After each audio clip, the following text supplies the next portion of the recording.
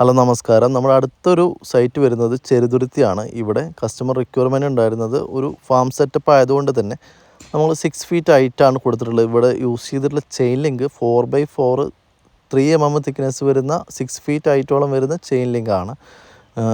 ഇതിൽ 4 line plain wire support കൊടുത്തിട്ടുണ്ട്. പിന്നെ അത് കൂടാതെ കോൺക്രീറ്റ് പില്ലറാണ് നമ്മളോട് യൂസ് ചെയ്തിട്ടുള്ളത്.